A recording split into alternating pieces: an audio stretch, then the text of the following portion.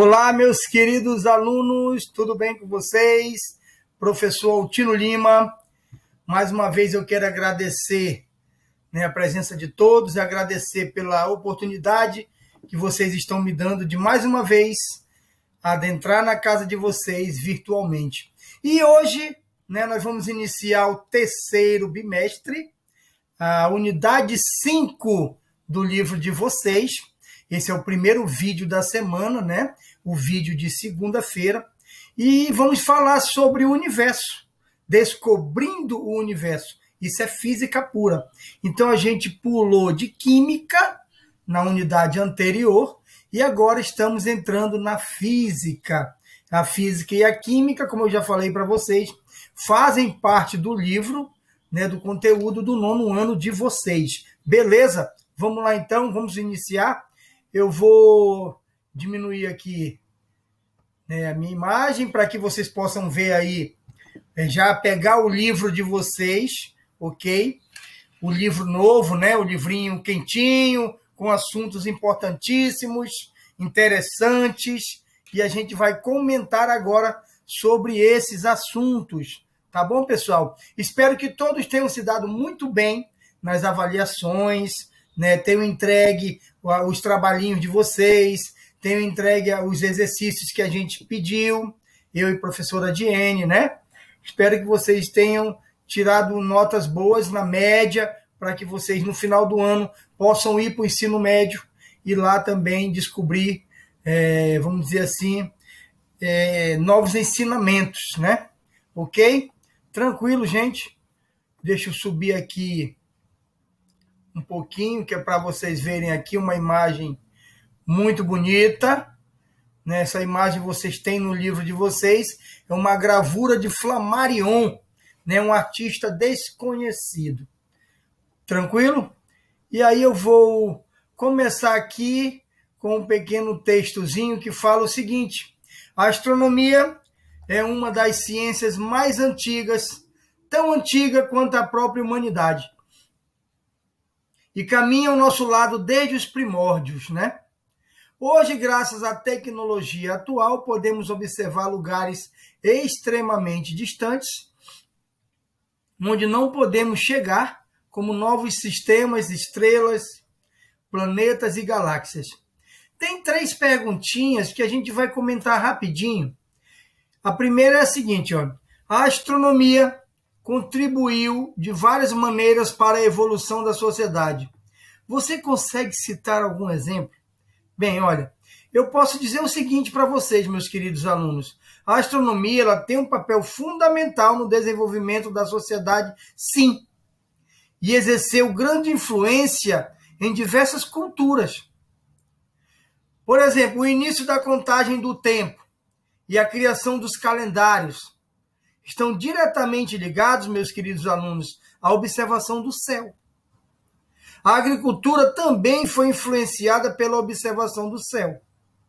A escolha da melhor época de plantio passava pela observação das estrelas. Com relação ao desenvolvimento tecnológico, podemos destacar aí o desenvolvimento dos computadores, da linguagem computacional, as comunicações via satélite e etc. Essa aí é a resposta para a primeira pergunta, Aí fala o seguinte na segunda. A segunda pergunta, ela diz o seguinte: cite as expressões artísticas, pintura, escultura, monumento, música, poema, filmes, que tem relação com a astronomia. Bem, nós podemos citar, alunos, os filmes Starway, Perdido em Marte, Gravidade. E também nós podemos citar músicas Astronauta, Tendo a Lua, Carimbador Maluco, são algumas músicas que têm a ver com a astronomia. E dentre as expressões artísticas também, nós podemos citar a obra A Noite Estrelada, do pintor holandês Vincent van Gogh, que representou Vênus, a Lua e o asterismo de Áries. Muito bem. E a terceira questão Seria possível passar as férias em Marte, por exemplo? Ou conhecer os anéis de Saturno em uma viagem de férias? Ou, quem sabe, visitar uma galáxia distante? Essa questão eu deixei para vocês. Essa questão eu gostaria que vocês respondessem e me mandassem no meu PV, tá? A resposta, que eu quero ver cada uma das respostas de vocês. Beleza? Tranquilo? Então vamos iniciar aqui. Já iniciamos, evidentemente, né? Mas a gente vai falar um pouquinho sobre astronomia nas diversas culturas. Beleza, gente? Então vamos lá. Vamos comentar um pouquinho sobre astronomia nas diversas culturas.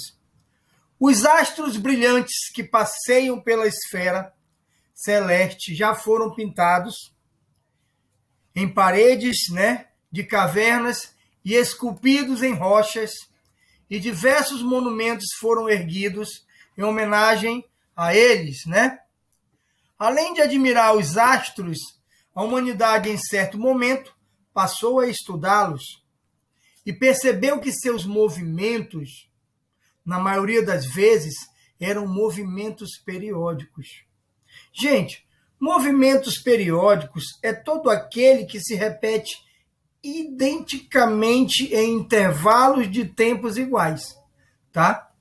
Aos poucos, os seres humanos começaram a usar esses padrões de repetição em diversas áreas do conhecimento, possibilitando as civilizações evoluírem para sociedades mais avançadas.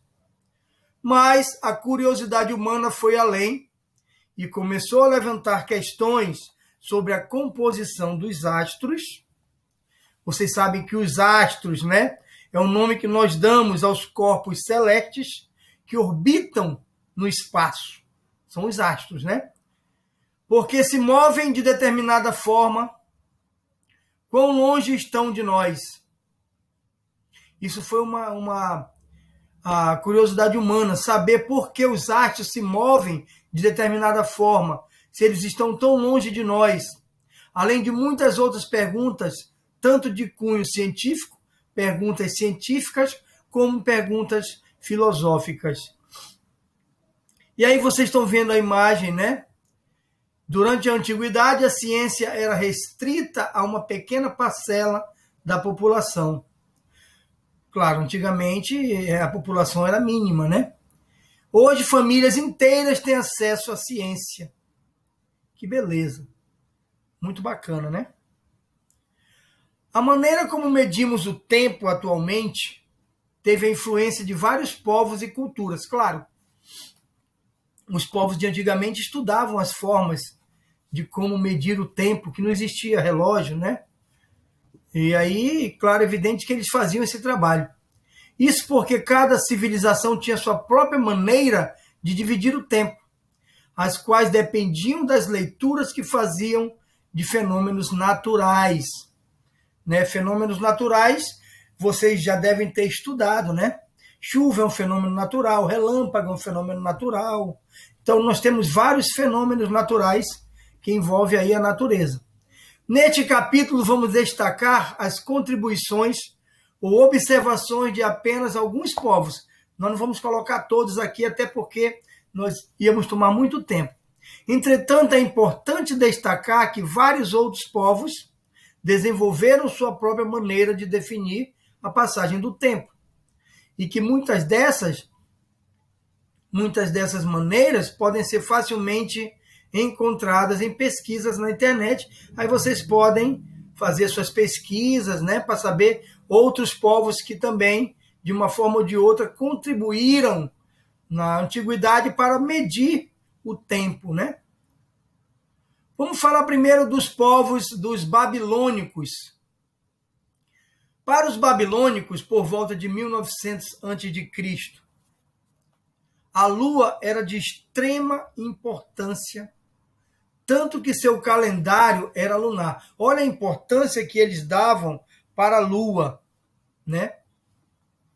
Ele foi dividido em períodos correspondentes às fases da lua, dando origem às semanas e seus 7 dias. O calendário babilônico tinha os meses com duração de 28 dias, 4 semanas de 7 dias. E o ano solar, evidentemente, a gente fala o ano solar porque os planetas giram, né, em torno do Sol, a Terra é um deles. Variava entre 12 e 13 meses. Os babilônicos também utilizavam uma combinação de símbolos, né? Combinação de símbolos contando até os 59 e depois repetiam o número 1. Porque nessa cultura aí, eles não tinham a noção de zero. Essa mesma notação era utilizada nas divisões dos ângulos em minutos e segundos e na divisão do tempo de 1 hora em 60 minutos e de 1 minuto em 60 segundos. A cultura babilônica era repleta de histórias que serviam para explicar desde fenômenos na Terra até a criação da Terra e dos céus. Que bacana, né? A gente lê histórias do passado. De acordo com a cosmogônia babilônica, o deus Marduk, né, criou os céus e a terra após derrotar Tiamat, o caos primordial, representado aqui como um dragão. Então, o nosso Deus aqui, o Deus da antiguidade, não é o nosso Deus, é dos babilônicos, né? Da antiguidade, Marduk criou os céus e as terras e depois foi lá para derrotar aqui o caos dos tempos primórdios da época, né? O tal do dragão. Beleza, gente? Tudo bem, meus queridos? Então, vamos seguir aí. Vamos dar sequência ao próximo povo, né? Os povos, próximo povo também que trabalhou essa questão dos tempos. É os Incas. Vocês já ouviram falar nos Incas? Se não ouviram, vamos dar aqui uma pincelada sobre eles, né? A costa oeste da América do Sul foi habitada por povos denominados de pré-colombianos, como os Incas. Essa civilização, pessoal, se estendia desde onde está o Equador até o Chile e seu império formou-se no século XIII e durou aí até 1533. Eles eram conhecidos por cultuarem o sol. Cultuar o sol, professor? Como assim? Como cultuar o sol? Gente, os incas, eles esvaziavam um vaso de ouro cheio de chincha, que eu vou já dizer para vocês o que é, no centro de uma praça. Com outro vaso, eles davam um gole, né? E o repartia entre a nobreza da época. Depois, todos eles desfilavam até Coricancha, né? Para cultuar o sol. Na praça, eles faziam o sacrifício de uma ilhama pelo um cerimonialista, né? Um tal de Tarpuntai. Chincha, gente, como eu falei para vocês, era uma bebida fermentada, ainda é, uma bebida fermentada produzida pelos povos indígenas da Cordilheira dos Andes e da América Latina. Em geral, essa bebida já existia desde a época do Império Inca, é o que nós estamos comentando agora. Então, esse é o motivo deles cultuarem o sol, né? Eles eram conhecidos por cultuarem o sol, já expliquei um pouquinho para vocês aqui, pela elaboração de registros astronômicos. Construíram vários observatórios, né, para estudo do céu e registraram a Via Láctea, várias constelações, o solstício e o equinócio. Também estruturaram calendários com base no Sol, que serviram para determinar o período de plantio e de celebrações. A Via Láctea era registrada como Rio Sagrado, ou Rio Celeste, que cruza o Vale Sagrado no Peru. E para os incas recebe o nome de Euíca Mayu, né? Euíca Mayu. Um conjunto de... Aí nós temos aqui, olha, as representações feitas pelos povos dependem de fatos e eventos cotidianos, como a constelação da Lhama Negra. Tranquilo, gente, vamos dar uma passadinha aqui, e nós estamos conversando aqui sobre teorias, né? Teorias de como alguns povos mediam o tempo, porque naquela época não existia nenhuma forma de medir o tempo.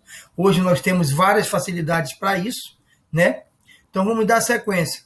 Um conjunto de astros de destaque para esse povo é a Lhama Negra, que inclui a estrela Vega, chamada de Lhama Prata. Aí vocês podem dar uma olhadinha aqui, né?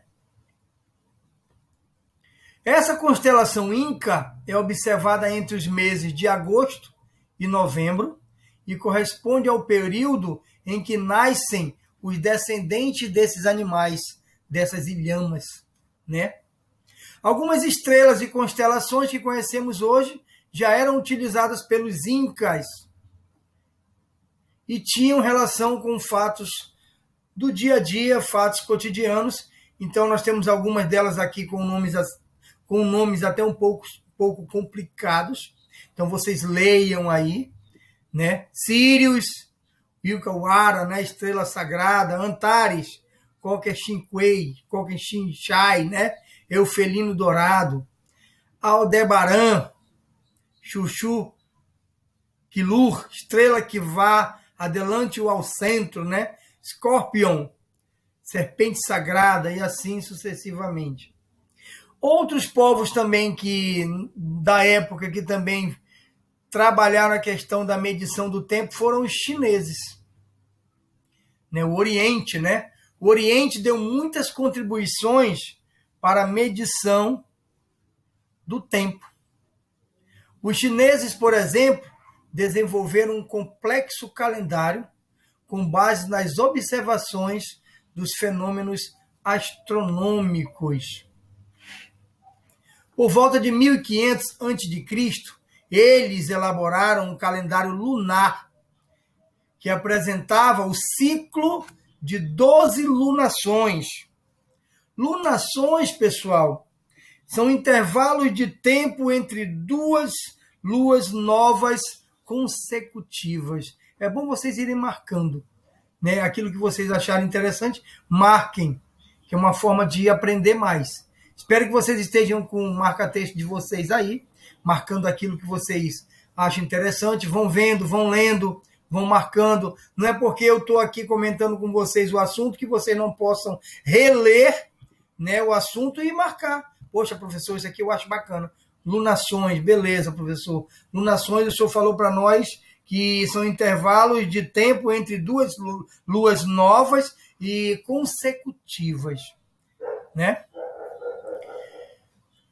Deixa eu ver. Elaboraram um calendário lunar que apresentava o ciclo de 12 lunações, 354 dias, e acrescentavam um mês extra de 29 ou 30 dias de tempos em tempos. Se vocês estiverem ouvindo aí meus cachorros latindo, é porque quando eles sentem o cheiro de alguém chegando, eles começam a latir.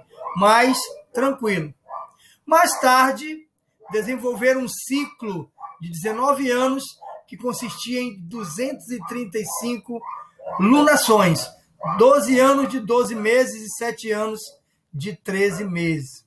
Os chineses identificavam as estações do ano a partir da observação de 4 constelações chinesas. Olha que interessante. Os chineses identificavam, marquem aí, tá? Os chineses identificavam as estações do ano a partir da observação de 4 constelações chinesas, né? Primavera, Dragão Azul do Leste, coincide com parte das constelações de Virgem, Libra, Escorpião. O inverno, Tartaruga Negra do Norte, coincide com parte das constelações de Sagitário, Capricórnio e Aquário. Outono, Tigre Branco do Oeste, coincide com parte das constelações de Áries e Touro, né? O verão, pássaro vermelho do sul, coincide com parte das constelações de Câncer e Gêmeos. Poxa, professor, é complicado, não é? Sim, é complicado, porque não é do nosso tempo. São coisas do passado, né? Dos povos do passado. Era a maneira que eles tinham o pensamento deles, de verificar as estações do ano, de verificar a forma do tempo. E aí a gente tem mais que respeitar e entender a forma que eles tinham, até porque eles não tinham todo esse mecanismo, essas tecnologias que nós temos hoje, né? E é bom a gente ler, é bom a gente estudar sobre o passado, sobre os povos do passado, entender um pouco como eles agiam, como era a cabeça deles, de que forma eles tinham os pensamentos, né? Bacana? Tupi-Guarani, essa aí a gente já sabe, esse povo aí a gente conhece bem, né? São os indígenas brasileiros, né? O nosso povo, o Tupi-Guarani, eles utilizavam métodos empíricos. Métodos empíricos. O que são métodos empíricos, professor? Esse método ele é um método criado para testar a validade de teorias. Prestem atenção. O método empírico, pessoal, ele é testado para validar, né? Para testar a validade de teorias e hipóteses em um contexto de experiência. Para que a gente faça uma experiência, a gente precisa saber a teoria, precisa saber uma hipótese. Isso aí você já deve ter estudado, o que é teoria, é aquilo que somente no papel, hipótese é aquilo que a gente tem como um pensamento, mas não sabe se tem uma certeza. Então, isso é método empírico. É bom que vocês anotem aí, né? É um método criado para testar a validade de teorias e hipóteses em um contexto de experiência. Isso é método empírico, tá? Então, os indígenas brasileiros do nosso povo, né, utilizavam métodos empíricos relacionando o movimento do Sol, da Lua e das constelações com fenômenos meteorológicos que acontecem ao longo do ano. Pode citar algum, professor? Sim, chuva, período de chuva, estiagem, período de seca, período de calor, período de frio. Isso aí tudo são fenômenos meteorológicos. A observação do céu também serve como guia para determinar o período das festas religiosas e dos procedimentos feitos pelos pajés para a proteção e cura dos índios da tribo. Olha que interessante. A observação do céu. Eles observavam o céu e eles tinham o céu como um guia para eles verificarem o período de festas religiosas, para eles verificarem o período que eles tinham que proteger e curar os índios da tribo. Que beleza, né? Tribos da região de Dourados, Mato Grosso do Sul, definiram diversas constelações. Entre elas, a constelação da Ema, que vocês estão vendo aqui, ó, que utiliza parte da constelação de Escorpião e serve para definir, olha que legal, essa constelação da Ema, que utiliza aqui uma parte da constelação de Escorpião, serve para definir, eles, né, têm esse pensamento, para definir a entrada do inverno.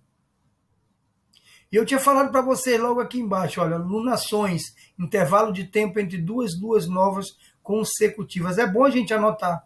A constelação da Ema, pessoal, é composta por parte da constelação de Escorpião, que está em destaque aqui, como eu acabei de comentar com vocês. Gente, a gente vai encerrar essa primeira aula de segunda-feira, né? E eu gostaria de agradecer mais uma vez a oportunidade que vocês estão me dando de entrar na casa de vocês, passar para vocês um pouquinho do meu conhecimento. Esse assunto, como eu disse para vocês, é um assunto do universo, é um assunto de física.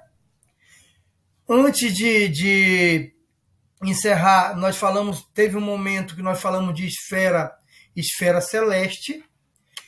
Eu quero que vocês anotem que esfera celeste seria uma superfície esférica, imaginária, e essa esfera celeste, ela envolve a Terra.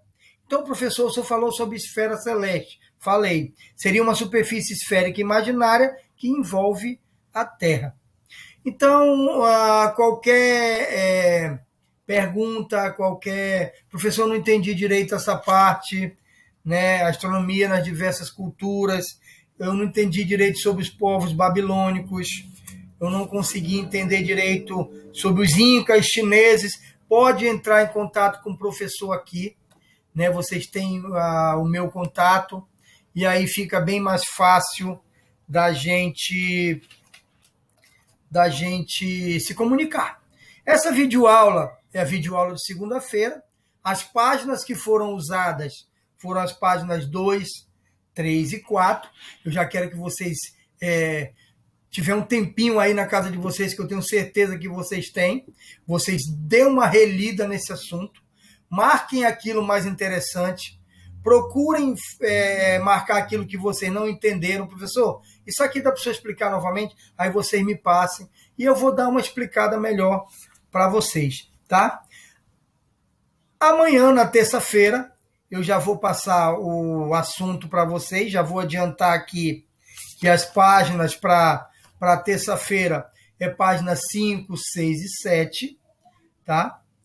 E depois depois de falar desse vídeo de terça-feira, eu vou passar umas atividades para vocês fazerem e depois me entregarem, né, via WhatsApp, através de imagens e de fotos. Tá bom, gente?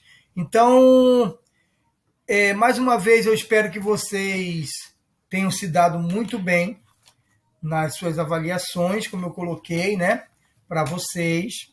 A gente está entrando numa nova etapa, que é o terceiro bimestre, falando sobre o universo, sobre física.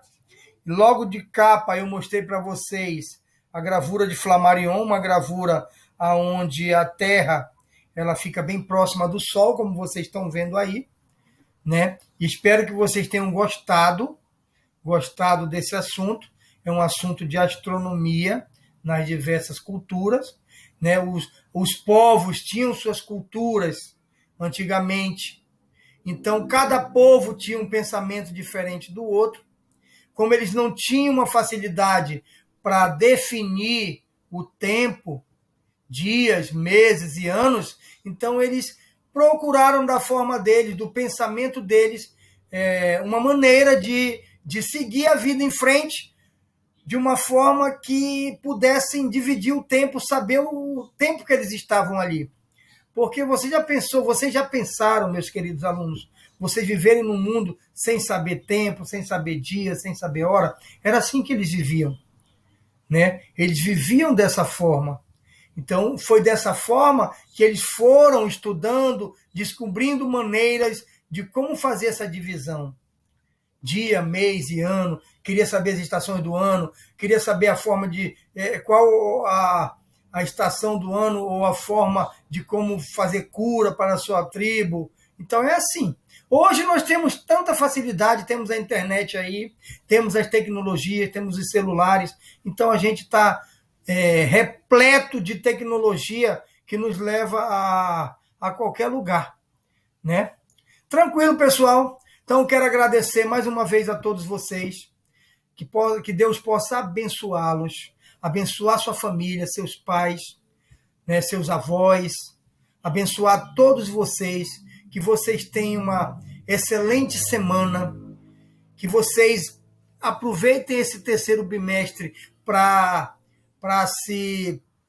como é que eu posso falar, professor?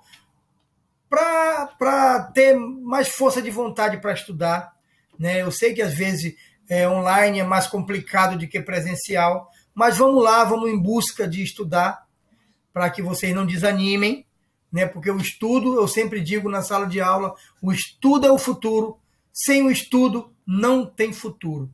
Tá, pessoal? Então, até mais. Muito obrigado por tudo e Deus abençoe. Sintam-se abraçados aqui pelo professor. Tchau, gente.